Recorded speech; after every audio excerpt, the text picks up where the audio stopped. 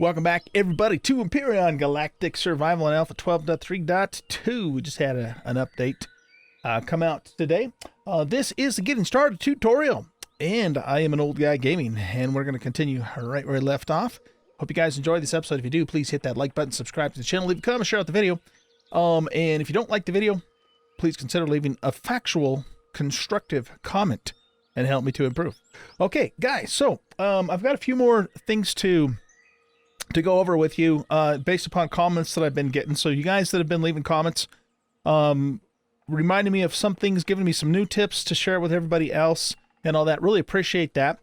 So the first thing I want to do, though, is I actually did not show you yesterday the light. So if you press L for light, it turns your light on, which is super useful, especially at nighttime. So we might not do a whole lot more sleeping at night just because we're going to be able to see now. So this is a pretty good light. It does a good job of showing us what we need to see in the dark. There's also night vision in the game too that you'll eventually come across, and that can be useful in dark areas as well. Okay, so let's take a look at the notes. The first thing that one of the viewers wanted me, or one of the commenters rather, wanted me to show you guys is one more thing on the motorcycle. So where is the motorcycle? There it is right there. So if you are riding the motorcycle and you press the space bar, it's got a little bit of a boost on it. See that? I'm doing like a little wheelie.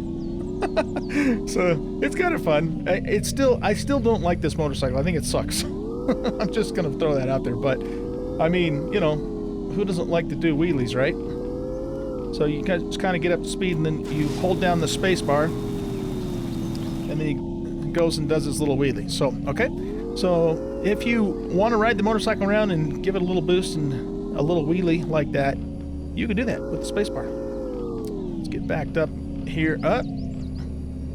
Yeah, this thing, you know, the single most useful thing that they could do for this motorcycle is just make the damn thing turn like a motorcycle's supposed to turn, you know? So, anyway, that is kind of cool, though, doing the wheelie on it. Ah, crash! Okay, so, we showed you that. What else? Oh, I showed you guys that when you're trying to queue something up in the constructor, I mentioned that if you hold down Shift and click, it'll queue up 10 items. If you hold down Control and click, it'll queue up 100 items. And if you hold down Shift and Control, it queues up 1,000 items. So that's something that I didn't tell you. I didn't tell you about the 1,000 items. So that's Shift and Control together. So thanks, guys, in the comments for reminding me about that. You guys, if you need to pause your game, you can do so by pressing the pause key on your keyboard. Not the P key, but the pause key on your standard American keyboard that is right above your page up key, you know, on just a normal standard PC keyboard. Okay, so you can pause the game. That's going to be really important too. Like, for example, let's say that you're on the snow planet and you're rapidly losing, you know, food and getting cold to the point of hypothermia. If you need to stop and think about something, pause the game. So, you know, then you can think about what you need to do before you move along. So really useful for that reason, and just, you know, to pause a game in general. Okay, let's see, what else? If you will eventually come across, you're most likely anyways, you'll eventually come across an actual multi-tool. A lot of times you will find that before you actually make it. Not in every case, but sometimes you will. And again, this is, we don't have one yet, but this is the multi-tool here. This guy right here. And this is basically a better version of the survival tool. It does what the survival tool does except for the weapon part. Because what you'll do after you're done with the survival tool is you'll use real weapons like your rifles and shotguns and stuff. So the multi-tool doesn't do that part, but it still does the repair part and the salvage part, and the picking up blocks part and that sort of thing that the survival tool will also do, but it just does it much better, much faster. But remember, we talked about that you don't really want to learn this at this point because you also need promethium to make the fuel packs for it to actually use it. So you might run into that just by looting. So, you know, there's a bunch of wrecks and stuff around here. We haven't really looked at many of those, if any at all. I think we did look at the large wreckage. And sometimes you can actually find the multi-tool in there. If you find a multi-tool in the game, it will come with one charge. So it'll basically be completely loaded up with one charge. And that charge, if you're sparing with it, you will it'll last you quite some time.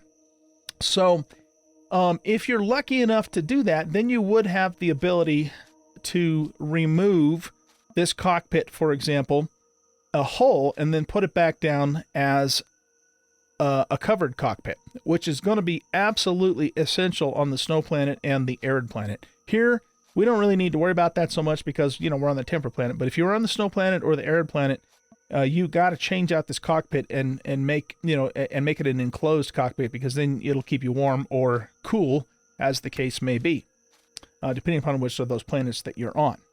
Okay, so you're not likely to find a multi-tool before you find, you know, the damaged hoverbike and have to fix it up. So remember, your other option, of course, is just to make a cockpit.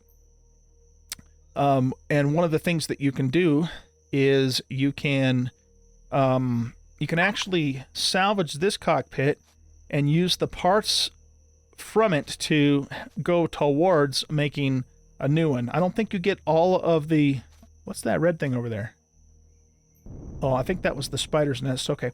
I don't think you get all of the parts back when you salvage like that, but you get some of the parts back, and then you can use those to go towards the new one.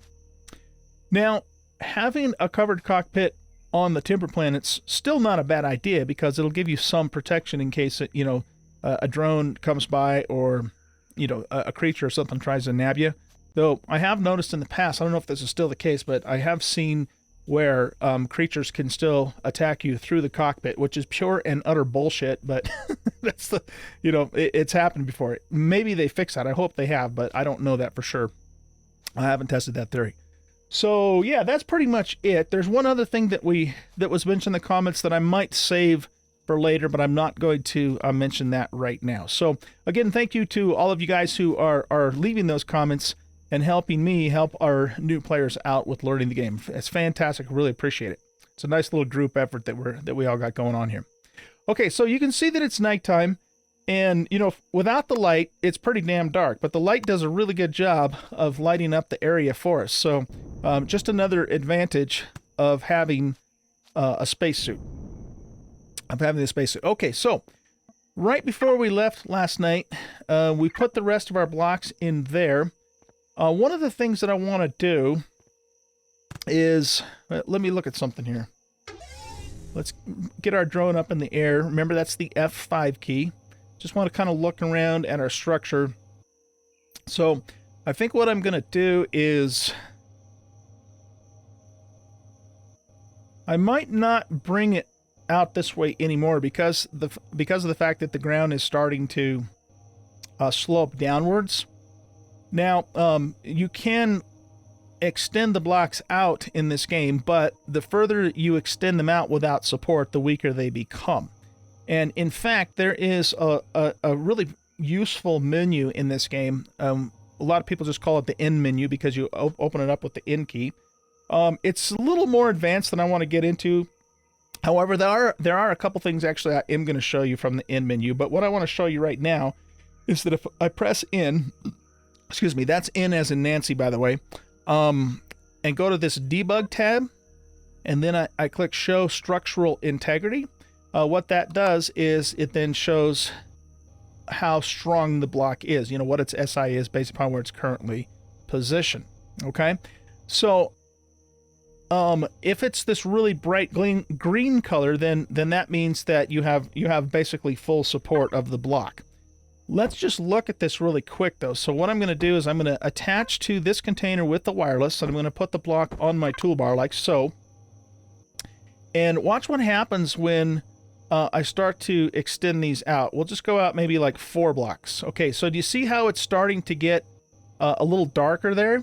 And if we go out even further, it gets darker and darker, and eventually they'll start turning, you know, orange, and then red, and then really red, and really, really red, and really, really, really red, and so on and so forth, until eventually, you know, the structure will actually collapse.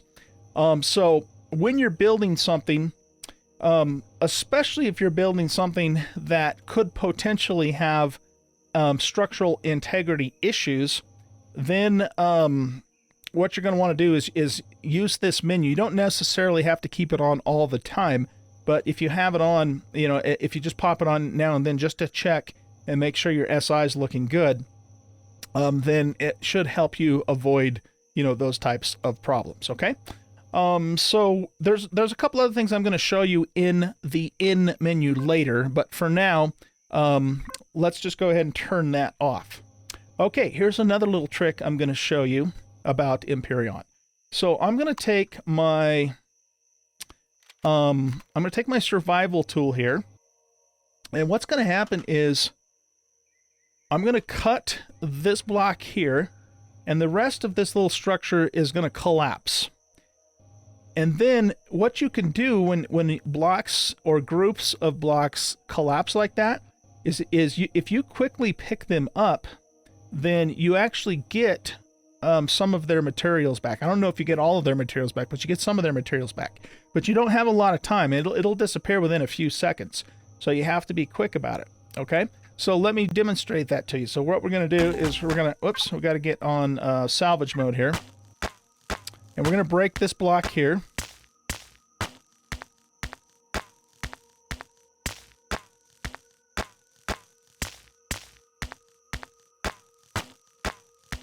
Okay, so the next hit or two is going to break this.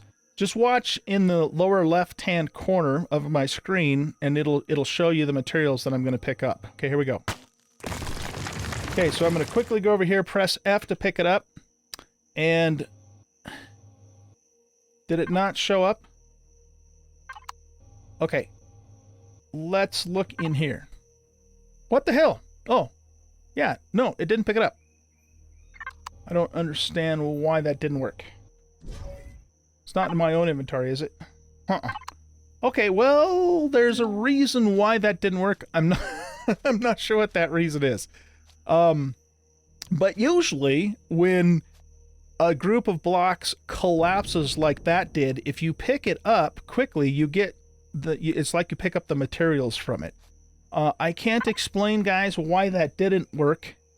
But usually it does work. Maybe it doesn't work with these basic concrete blocks, but you know, it should have given me some stone dust, because that's what, you know, these are made out of.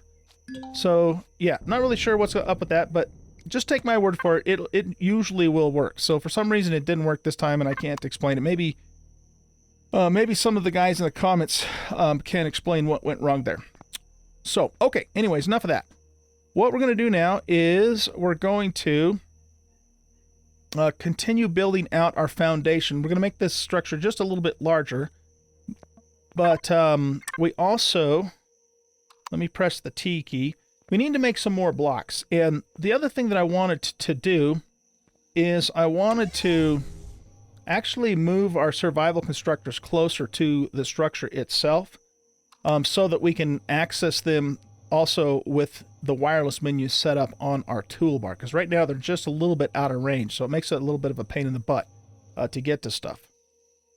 So I want to make this structure just a little bit larger than it currently is before we start, you know, putting walls and that sort of thing in place.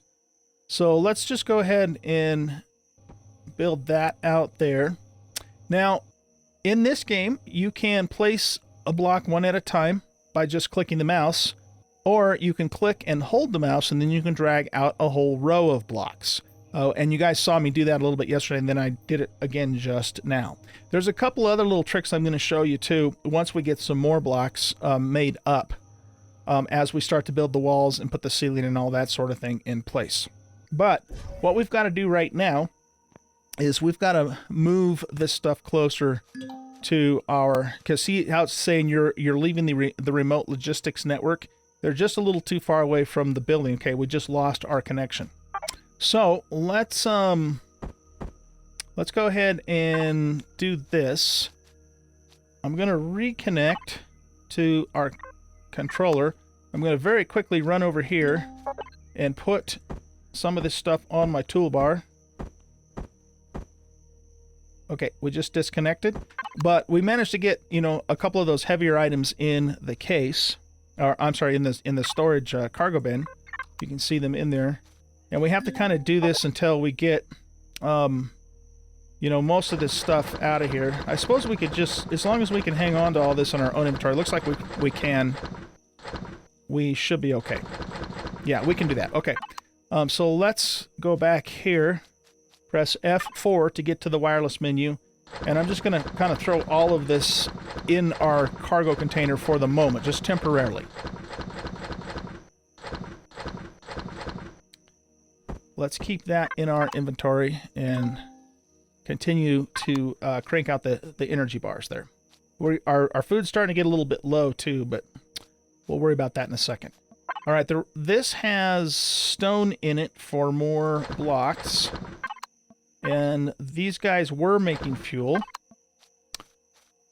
So let's go ahead and come back here, get the wireless, transfer all that stuff over.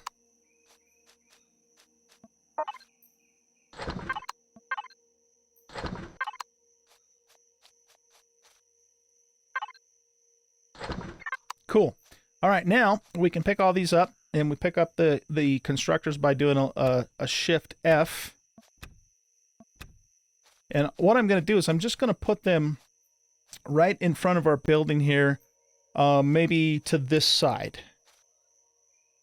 So we're just going to stick them right here. Now, I'm sorry, not survival, these are portables. Portable constructors can only be placed on the ground. You cannot place them on a block. It's just, you know, the way the game works. But what I want to do is I want to put them close enough to my base to where I can access them and still be able to access the wireless menu to transfer stuff to and from each one of the containers. Okay, so let's reconnect to this. And then what I'm going to do is I'm going to put all of our resources, except for the stone, back in here. In fact, let's put the stone in here. Yeah, we got to stay really close to the building because we don't have an actual wireless device yet, but we will do that very soon. So what I'm going to do is open up the second one and put all the stone in here. And then I want this to continue just cranking out the concrete blocks. We want to make sure that we're on either all objects or the base object so that we can get back to those concrete blocks. And then I'm going to go Control Shift click and queue up 1,000 of them. We're not going to actually, we don't have enough material to make 1,000, but I'm just going to queue up that many for now. And until we run out of stone. Okay. Now let's go ahead and pull anything else that's a resource. We're going to put that, well, we can put the light stuff in our own inventory, but heavier stuff we'll have to put on the toolbar. That can stay in there. We don't really need the perishables in there right now either, so let's just leave all that stuff in. I just want the stuff right now that I can use to actually make things. And that's pretty much it. We'll put the water in there too. Okay, so now we'll go into here and load this up from our toolbar. And shift-click all the rest of this stuff back into here as well. That can actually go back in storage, as can the flashlight. So I hit F4 to open up the wireless menu and put those back into my container. So we're just waiting on blocks, really, at this point. So what I'm going to do, guys, is I think I'm going to cut the camera at this point, and I'm going to go get another load of wood so I can fill these two constructors up and get them continuing to make biofuel for us.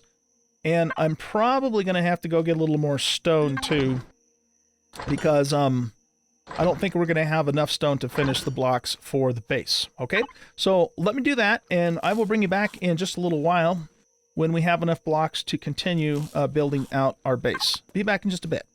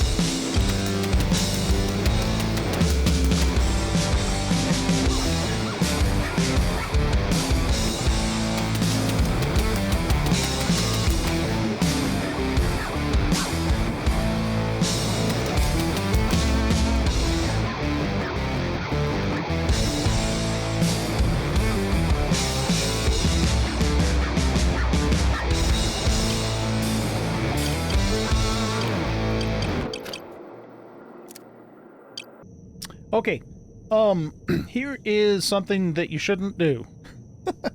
Don't put something in a constructor, whether it's a portable or one of the bigger constructors that we'll work with later, and then forget to turn it on, because, you know, if you don't turn it on, it's not going to do anything. Okay? Enough said. All right, I think we have enough stone to make all the blocks we're going to need, and we should have a pretty decent supply of biofuel from the wood that we gathered as well.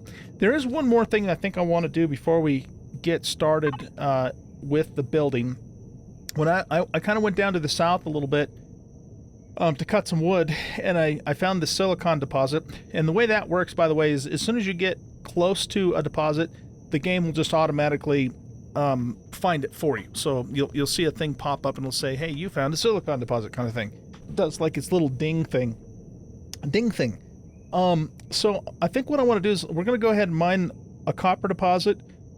We're going to mine an iron deposit, and we're going to mine a silicon deposit, and bring those three resources back to the base before we go any further, because I think we're going to need those resources to make some of the equipment that we're going to need. All right, so let's go ahead and do some mining 101, or I should say early game mining 101. And the best way to do that is to just use your drone and, of course, your multi-tool. So let's get close to the deposit here. And, you know, one thing you can do, too, especially if you're in an area where there's hostile creatures and critters and aliens and whatever around, is you can actually stand on top of your hover vessel and keep it up in the air. Remember, a normal hover vessel can go 3 meters up in the air. Where this is not a normal one. This is just a repulsor, like an early game hover vessel. So it only goes up 1 meter. But even standing up here, you know, it's going to give me maybe a little bit more protection from smaller, you know, types of creatures that might want to try and eat me. So what you do is you stand up here, and then you bring out your drone, and you switch to your hover tool. Make sure that it's on resource drill. And then you just get over the deposit and you dig straight down. Now, there's something that you need to know about the drone in this game, and it's been this way for a long time. And that is that whenever you pop your drone out, it doesn't show the mini-map in the upper right-hand corner. So what you have to do is you have to just quickly open a menu, hit the tab key, and then it appears. Okay? I don't know if that's a bug that Elion has just never gotten around to fixing, or if there's an actual intentional reason for that. Not really sure about that, but it's important that you keep your mini-map on your screen when you're in your drone. Don't ever forget that when you're in your drone, this isn't you. I can go all the way over here and be doing something, but my body is over there, right? And so, you know, this isn't really going to work so much. The mini-map itself is not really going to work so much for creatures, but it can work for spotting like enemy drones that might be coming towards you. So all that to say, you just always want to be aware of what's going on around you, and always remember that your drone is not you. So my body is all the way over there, even though I think I'm over here. And, you know, something could potentially attack me, and if I'm not staying alert, you know, I could be in trouble. Okay, so just keep that in mind. So let's go over that again. When you launch your drone, there is no mini-map in the upper right-hand corner. Just hit the tab key and then close it, and it will show up for you. Okay, so get in the habit of always keeping your mini-map on your drone so you can have a little bit better situational awareness. Okay, so we're going to cut down into this deposit with our survival tool here. And now we get into the copper, and you can see that the copper is colored kind of a green and copper color. So you'll get used to what all the different ores look like after you play the game for a little bit. And then you just kind of mine away. Now, because we just have the damaged hover bike that doesn't really have much storage to speak of, all of this ore is just going into my player's inventory. So the way you would typically do this, once you get a real hover vessel, or if you have like a small vessel with adequate storage, you'll just wirelessly connect to the storage and then all the ore that you're mining will automatically go into the storage rather than into your own inventory. Okay? So this is a small deposit. There's not a ton of ore in here. And so we should be able to mine it out, and we should be able to... I think we'll be able to hold all of the ore in our inventory. If not, we'll definitely be able to hold the lion's share of it. So basically, guys, I'm just going to mine this copper, and then we're going to go to the silicon deposit, mine that, and then we're going to go to the iron deposit and mine that. And once we get all of those 3 deposits mined, we'll have a decent supply of those ores, and that should give us pretty much everything we need to get our starter base up and running.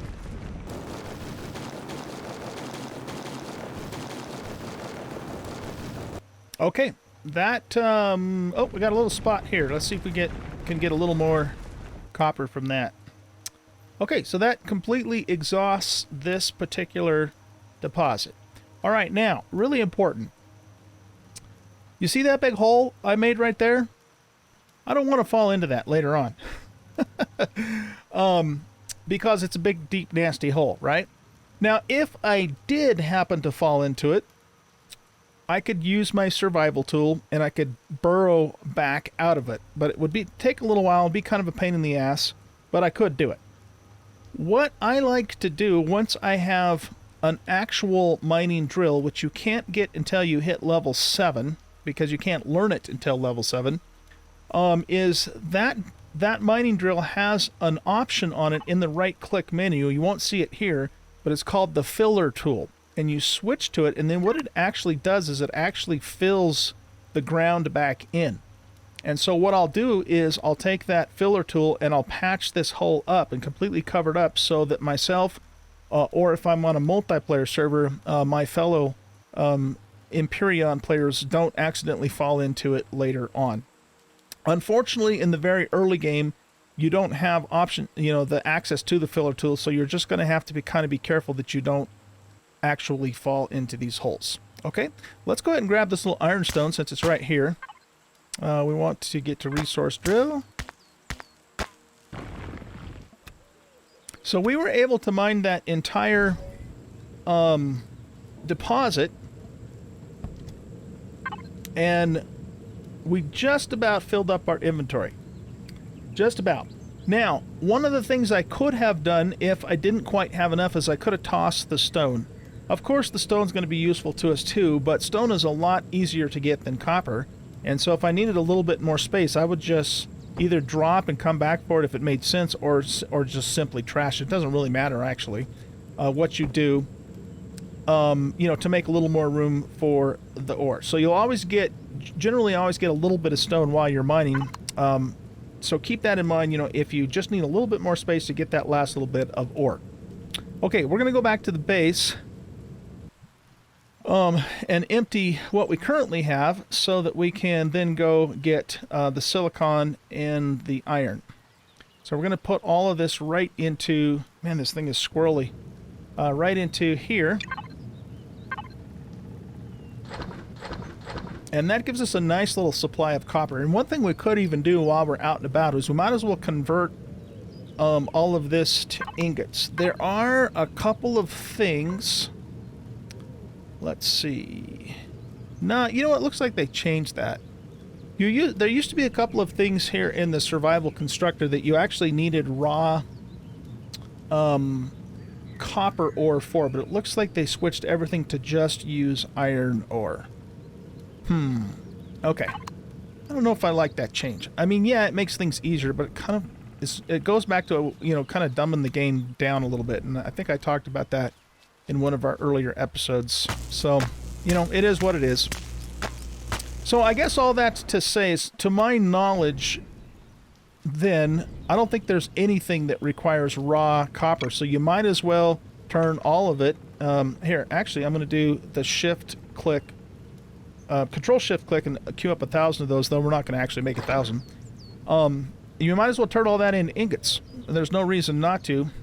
The only thing you might want to hang on to is a couple of raw iron ores, because that's what is required, to make, to make these 3 components here. Not that we necessarily need to make them. At some point, I am going to actually want to make the water condenser, but we don't need to worry about that right now. Okay, so we've got our copper in here, and it is smelting into ingots for us. Now we're going to go hit the silicon deposit and the iron deposit, or uniron deposit, and mine them out in the same exact way that we just did the copper. So let's take a look on our map here. And this is where the silicon deposit is. Now, one of the things you can do, which is useful, is you can right-click on anything on the map and set it as a waypoint.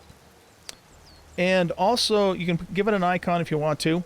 But if it's not something that you want to have permanently on the map, you can click this Remove on Approach. And then once you get to whatever it is you've marked, the game will just remove it for you. So it's really handy. You know, a really handy thing to use. One of the problems right now that we have in Alpha 12 is that after a while your screen starts getting really cluttered with, you know, bookmarks, you know, and that sort of thing. And, you know, Elion needs to do something about that. But so you want to kind of be careful that you don't clutter your screen up too much with a bunch of bookmarks, because then it can really start to become a hassle. That's something else I want to actually show you too. Let's say that you want to remove all of those bookmarks for a while and just kind of enjoy the beauty of the game. You might even want to remove your HUD. You can easily do that by pressing F6. So if I press F6 once, it removes all the bookmarks. If I press F6 again, it removes my HUD. And then if I want to holster my weapon, I press the 0 key. We learned about that, I think, yesterday. And now I just have a nice view of this beautiful world, even though it's a little bit rainy right now, to enjoy. It's much more immersive. It's also a lot more useful for screenshots. How do you take a screenshot, Empyrion, you say? I'm glad you asked. You press the F7 key. So I'm going to bring the HUD back for a second just to illustrate this. But if I press F7, you see it says screenshot saved with a date stamp, and it saves it inside your saves folder. Then you can access it later. One of the things you're going to want to be able to take screenshots of is your build. So if you build a vessel and you want to put it up on the workshop and you want to create a couple screenshots so you can post those so people can kind of see your build from different angles and that sort of thing, you're definitely going to want to take those screenshots. I'll provide the path for that probably in the video description, or maybe I'll put something across the screen when I'm editing it later, if I remember to do that. Okay, yeah, so we just kind of learned that about the HUD. So yeah, you just basically cycle through F6. The first time it removes bookmarks, the second time it removes the HUD, and then if you press it a third time, it brings everything back. Super useful. Okay, let's go ahead and get back in here. Get as high off the ground as we can so a raptor doesn't come along and try and chow down on us while we are mining. And then we're going to hit F5. We're going to tap the tab key and back out so we get our mini-map up so we can pay attention to what's going on around us as much as the mini-map will allow us to do that. And then we're going to go ahead and mine this silicon. Okay, so same thing. Let's do it.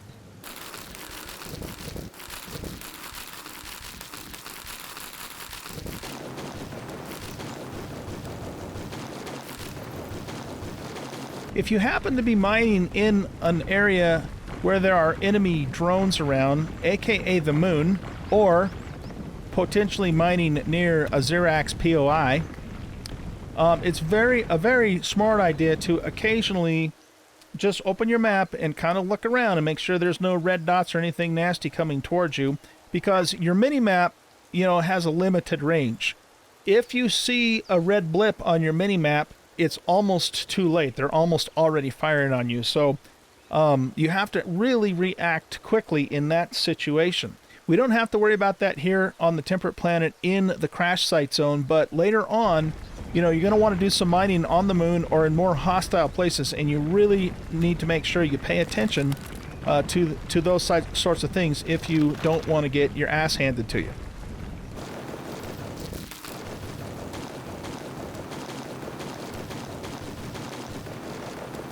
Okay, so we have a situation where our inventory filled up, and we still have 40% of this ore left. So what I'm going to do is I'm just going to actually leave that ore there, and we can come back at a later date and finish mining the rest of it. We should have plenty of silicon. Now, one of the things that'll happen when you're using the drone to gather anything, whether it's, you know, mining ores or salvaging, you know, metal, that sort of thing, is if your inventory fills up, then the last little bit that you tried to mine will just actually fall on the ground at your feet. So I want that silicon. So what I'm going to do is I'm going to open up my hover vessel, and I'm going to put as much in here as it'll hold, and that should be enough for me to pick up this last little bit. Yes, it is. If it hadn't been enough, then I would have chucked the stone, because, you know, again, stone's super easy to get. But it looks like we can get both of those things and bring them back to the base. Okay, so we're going to go back to the base. We're going to drop off this silicon, and then we're going to go hit this iron deposit right here and get that going. And once we have that all mined up, then we're going to be in really good shape for our 3 basic ores.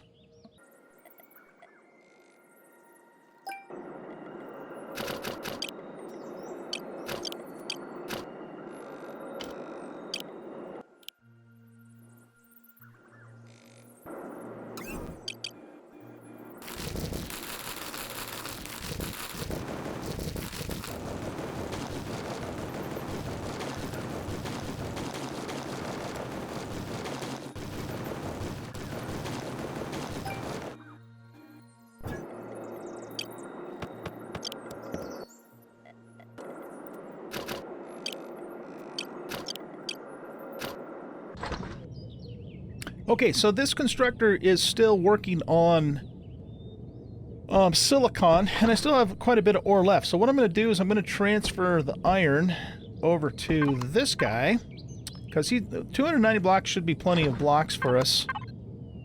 Actually, I might leave those raw ores in there in case we need them for something. And let's have this guy do all of the iron ingots for us. So we'll queue up 1,000 of those. How are we doing on our fuel? Okay, it's still cranking it out, so we'll let that continue on.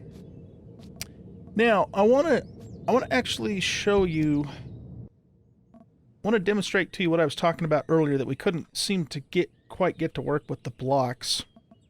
So let's just go over to this wreckage here. Okay, so what I'm going to do is I'm going to see if I can collapse some of this and then pick it up to get the material. So what we'll do is, let's just kind of cut all of this out of here, and then this part should fall, and when we pick it up, we should get the material from it. Actually, we could probably just do that from here. So we're going to switch to salvage mode,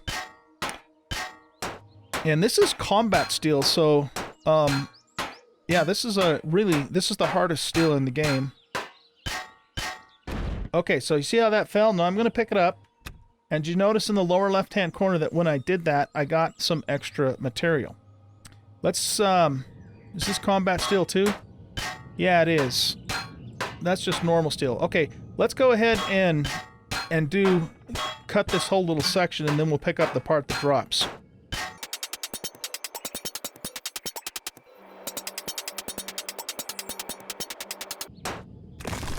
Okay, so that collapsed. Now watch it in the lower left-hand corner. See, I got a bunch of materials from picking up the collapsed material there. But you have to do it fairly quickly, because it'll only stick around for a couple of seconds. Okay, so we did demonstrate how that worked. Again, I'm not sure why it didn't work on our concrete blocks, but it did work on this, so that's good. Now, a couple things I'll tell you about salvaging. First of all, remember that once you get to the actual real multi-tool, it's going to go a lot faster. Also, let's say that you find a POI that has some blocks in it that you actually want to keep, that you want to take from this POI and bring them back to your base and use them at your base. Well, you can do that, but what you have to do is you have to make a core, which you can make in your constructor. And it's usually a good idea to have, 2 or 3 or 4 or however many. You don't want to have too many, because they are, it'll start taking up weight and all that. But you want to have a few cores, spare cores with you when you're out and about, especially when you're salvaging.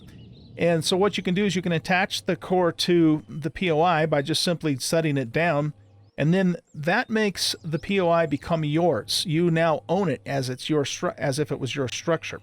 Then what you can do is you can take your salvage tool and you can tell it to pick up whole blocks or salvage whole blocks. I can't show that to you with the survival tool because it doesn't have that capability, but up at the top of the normal survival tool, it'll be an option that'll allow you to take whole blocks. And then whenever you take something apart, instead of getting its components, you will actually get the whole block. And that is how you can pick up things that you have already set down and, you know, move them to some other location. Okay, so that's just a quick little Salvage 101 demonstration there. Let's go ahead now and head back to the base and get started with getting our structure built.